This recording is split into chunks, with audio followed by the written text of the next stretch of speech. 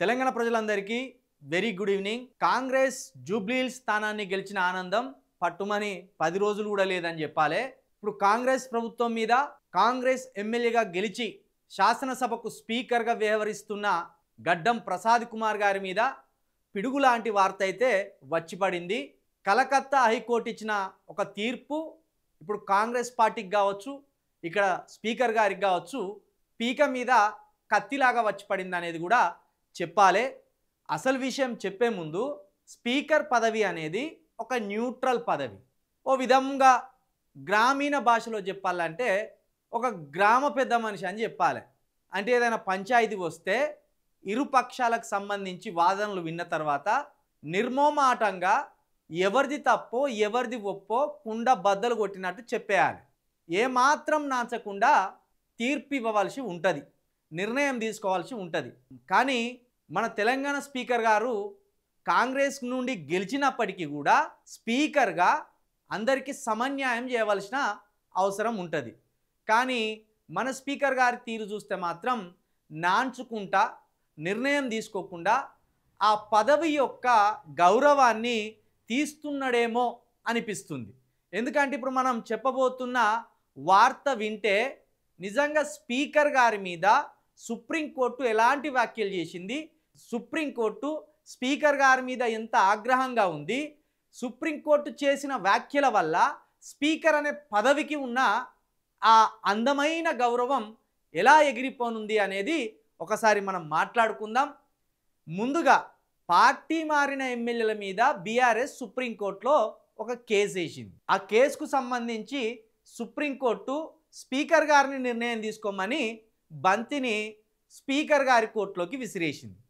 కానీ స్పీకర్ గారు ఏడాది పాటుగా ఎలాంటి నిర్ణయం తీసుకోకుండా కాంగ్రెస్కి వత్తాసు పలికినట్టుగా వ్యవహరిస్తున్నారు. అయితే ఈలోపు కలకత్తాలో జరిగిన ఒక సంఘటన వల్ల ఇప్పుడు స్పీకర్ గారు కాంగ్రెస్ ప్రభుత్వం గోడ దూకిన జంపింగ్ జపాంగులు ఉలిక్కిపడే సమయం వచ్చింది. విషయం ఏంటంటే కలకత్తా హైకోర్టు ముకుల్ రాయ్ అనే ఒక ఎమ్మెల్యే మీద నిర్దాక్షిణ్యంగా వేటు వేసింది.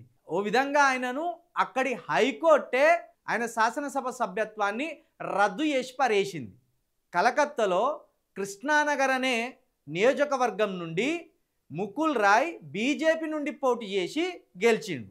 అయితే ఆ తర్వాత ఇక్కడ 10 మంది గోడ దూకినట్టుగానే అక్కడ ముకుల్ రాయ్ కూడా బీజేపీ నుండి తృణమూల్ కాంగ్రెస్లోకి గోడ దూకింది.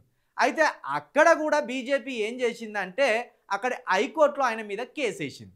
అయితే ఇన్ని రోజులు స్పీకర్కి హైకోర్టుకి మధ్య జరిగిన వాదనలో ఆఖరికి ముకుల్ రాయ్ మీద అక్కడి హైకోర్టు తన శాసనసభ సభ్యత్వం రద్దు చేస్తున్నట్టు ఒక తీర్పు ఇచ్చింది. ఆ తీర్పు ఇప్పుడు ఇక్కడ ఉన్న కాంగ్రెస్ ప్రభుత్వానికి, అదేవిధంగా స్పీకర్ గారికి, అదేవిధంగా బీఆర్ఎస్ పార్టీలో గెలిచి కాంగ్రెస్లోకి మారిన 10 మంది ఎమ్మెల్యేలకు ఒంట్లో వణుకు పుట్టిస్తుందననే చెప్పాలి. ఎందుకంటే ఏడాది పాటు స్పీకర్ గారు నిర్ణయం తీసుకోకుండా తగిన సమయంలో నిర్ణయం తీసుకుంటామని కాలాన్ని గడుపుతూ వస్తున్నాడు.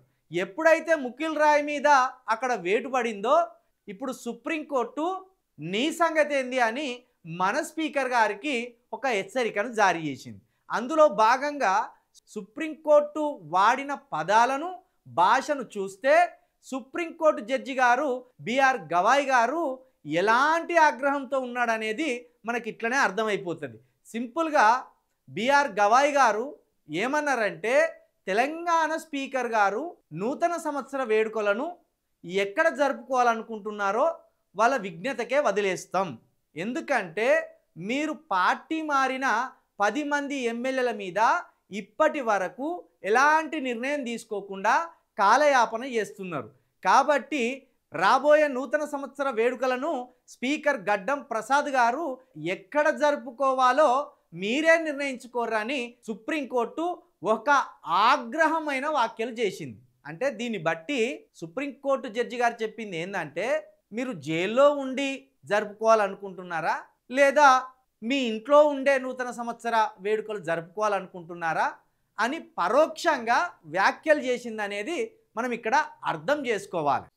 నిజానికి బీఆర్ఎస్ నాయకులు కేటీఆర్ గారు పార్టీ ఫిరాయింపుల కేసును మొదట ఇక్కడ హైకోర్టులో వేసింది. హైకోర్టుని ఈ తెలంగాణ ప్రభుత్వం ధిక్కరించింది. అయితే ఇక్కడ పట్టించుకుంటలేరని ఇదే కేసుని ఇదే కేటీఆర్ గారు అక్కడ సుప్రీంకోర్టులో ఫైల్ చేపించే ఆలోచన చేసింది. అయితే సుప్రీంకోర్టు కూడా స్పీకర్ గారికి డైరెక్షన్ ఇచ్చి ఏడాది గడిచిపోతుంది. ఇప్పటికీ కూడా స్పీకర్ గారు నిర్ణయం తీసుకోకపోవడంతో బిఆర్ గవాయ్ గారు స్పీకర్ గారి మీద మండిపడుతున్నారనేది ఈ వ్యాఖ్యలను బట్టి మనకు అర్థమవుతుంది. ఇక్కడ హైకోర్టులో అంటే ప్రభుత్వానికి ఉన్న పలుకుబడితోటో వాళ్ళకు తెలిసిన మనుషులతోటో కొంత లాబింగ్ చేసినలు అనుకోవచ్చు. కానీ సుప్రీంకోర్టు మేనేజ్ చేయడం అంత ఈజీ కాదు కదా. కాబట్టి ఇప్పుడు సుప్రీంకోర్టు జడ్జి గారైన బిఆర్ గవాయ్ గారే స్వయంగా మన స్పీకర్ గారికి చురకలు వేసినంత పని చేసిండు. కాబట్టి ఇప్పుడు స్పీకర్ గారి గౌరవాన్ని నిలబెట్టుకుంటూనే శాసనసభ గౌరవాన్ని కూడా స్పీకర్ గారు నిలబెట్టవలసిన సందర్భం వచ్చింది. ఇన్నాళ్ళు పార్టీ ఫిరాయింపు ఎమ్మెల్యేల మీద వేటు వేయకుండా అనర్హులుగా ప్రకటించకుండా ఎవరు దీన్ని వెనుకుండి నడిపిననేది అందరికీ తెలిసిందే. డైరెక్ట్గా చెప్పాలంటే రేవంత్ రెడ్డి గారే ఆపిననడంలో ఎలాంటి సందేహం అయితే లేదు. కాబట్టి 10 మంది ఎమ్మెల్యేల కోసం రేవంత్ రెడ్డి గారి కోసం స్పీకర్ పదవికి ఉన్న ఆ ఉందాతనాన్ని ఆ గౌరవాన్ని కోల్పోకుండా గడ్డం ప్రసాద్ గారు వెంటనే ఒక నిర్ణయం తీసుకుంటే ఇదే సుప్రీంకోర్టు జడ్జి గారు చెప్పినట్టు తాను రాబోయే నూతన సంవత్సర వేడుకలను తప్పకుండా హైదరాబాద్లో తన ఇంట్లోనే జరుపుకునే ఒక అద్భుతమైన అవకాశం అయితే ఉంటుంది. ఇక్కడ ఒకటి చెప్పుకోవాలి, పార్టీ మారిన ఎమ్మెల్యేల మీద డిసిషన్ తీసుకోకుండా ఆపుతున్నారు. పైగా మన జూబ్లీహిల్స్ ఉప ఎన్నిక గెలవగానే ఇంకో 10 మంది ఎమ్మెల్యేలు మా పార్టీలోకి రాబోతున్నారు అని ఓ దొంగ వార్త రాపించే ప్రయత్నం చేసింది ఈ కాంగ్రెస్ పార్టీ. ఇప్పుడు ఉన్నోళ్ళకే దిక్కు లేదు, మళ్ళీ 10 మందిని చేర్చుకుంటారట. అంటే ఇంకో 10 మందిని చేర్చుకొని వాళ్ళను కూడా ఈ తెలంగాణ సమాజం ముందు ఇట్లనే దొంగలుగా నిలబెట్టే కార్యక్రమానికైతే ఈ కాంగ్రెస్ ప్రభుత్వం ఓ ఆలోచన చేస్తుందన్నట్టే కదా. కాబట్టి పార్టీ మారిన ఎమ్మెల్యేల పరువు పోయింది. వాళ్ళు తప్పకుండా మళ్ళా ప్రజాక్షేత్రంలో ఏ ముఖం పెట్టుకొని మాకు ఓట్లేయమని వస్తారో తెలియని పరిస్థితి. పరువు పోయింది. వాళ్ళు ఖచ్చితంగా అనర్హులుగా ప్రకటించబడతారు. అనర్హులుగా ప్రకటించబడ్డ తర్వాత వాళ్ళు ఇదే కాంగ్రెస్ పార్టీ నుండి ఏ ముఖం పెట్టుకొని వచ్చి మళ్ళీ ఓట్లేయమని అడుగుతారో మరి వాళ్ళే ఆలోచించుకోవాలి.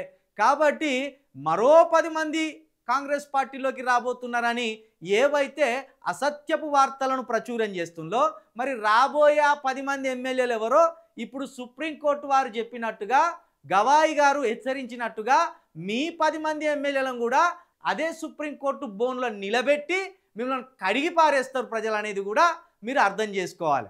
పోయిన 10 మంది ఎమ్మెల్యేలే తలదించుకొని బతుకుతున్నారు. ఎవరికి మంత్రి పదవులు లేవు, ఎవరిని గౌరవించి కాంగ్రెస్ పార్టీ హక్కున చేర్చుకునేది లేదు. పోనీ మేము బీఆర్ఎస్ పార్టీలోనే ఉన్నాం అని చెప్పుకునే పరిస్థితి వాళ్ళకు లేదు.